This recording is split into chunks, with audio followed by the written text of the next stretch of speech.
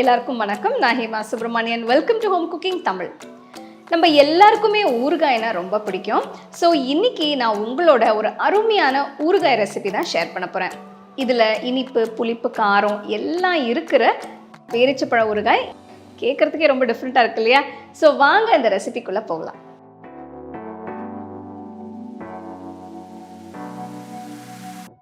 நான் 100 கிராம் முழு பேரிச்சம்பழம் எடுத்திருக்கேன். இதோட விதையை எடுத்துட்டு சின்ன சின்ன துண்டுகளா நறுக்கி எடுத்து வைங்க. அகல கடாயில் 4 டேபிள் ஸ்பூன் எண்ணெயை ஊற்றுறேன். நான் தேங்காய் எண்ணெய் யூஸ் பண்ணுறேன். உங்ககிட்ட தேங்காய் எண்ணெய் இல்லைன்னா நீங்கள் ரெகுலர் எண்ணெயை ஊற்றிக்கலாம்.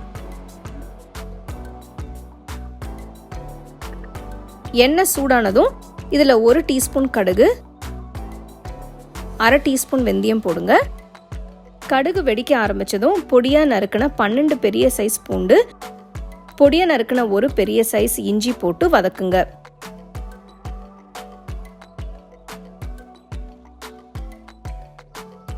பூண்டு கொஞ்சம் வதங்கினதும் இதில் பொடியாக நறுக்கின 5 பச்சை மிளகாய் போட்டு கிண்டுங்க.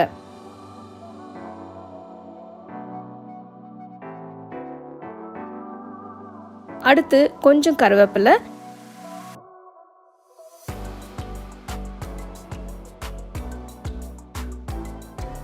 1/2 டீஸ்பூன் மஞ்சள் தூள், 2 டீஸ்பூன் மிளகாய் தூள் சேர்க்கிறேன். நான் முன்னாடியே 5 பச்சை மிளகாய் போட்டிருக்கிறதுனால 2 டீஸ்பூன் மிளகாய் தூள் போட்டிருக்கேன். உங்களுக்கு அதிகம் காரம் வேணும்னா நீங்கள் இன்னும் கொஞ்சம் மிளகாய் தூள் போட்டுக்கலாம்.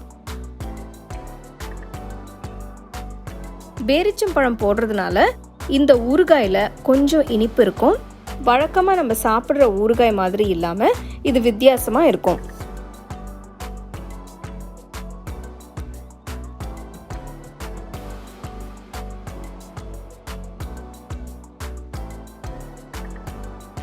அடுத்து இதில் 3/4 கப் புளி கரைசல் ஊற்றுறேன்.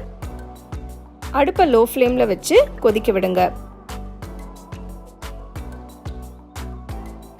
இதில் நான் இப்போ 2 டீஸ்பூன் உப்பு சேர்க்கிறேன்.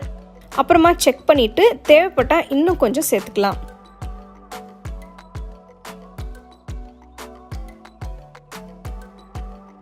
பாருங்க, ஊற்றின புளிக்கரைசல் எல்லாம் வத்திருச்சு.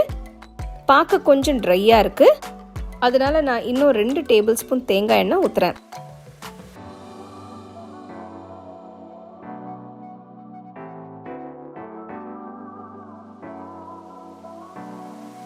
ஃப்ளேவர்ஸ் பேலன்ஸ் பண்ண 1 டீஸ்பூன் அளவு வெல்லம் போட்டு கிண்டுங்க. பார்த்தீங்கன்னா பேரிச்சம்பழம் எல்லாம் நல்லா மசிஞ்சு சேர்ந்து வருது. இதில் போட்ட ஒவ்வொரு பொருளும் ஒவ்வொரு டேஸ்ட் கொடுக்கும். ஸோ பார்த்து அளவாக போட்டு செய்யுங்க. பாருங்க, ஊறுகாய் நல்லா திரண்டு வருது. இந்த ஸ்டேஜில் அடுப்பை ஆஃப் பண்ணிடுங்க. பேரிச்சம்பழம் ஊறுகாய் இப்போ ரெடி.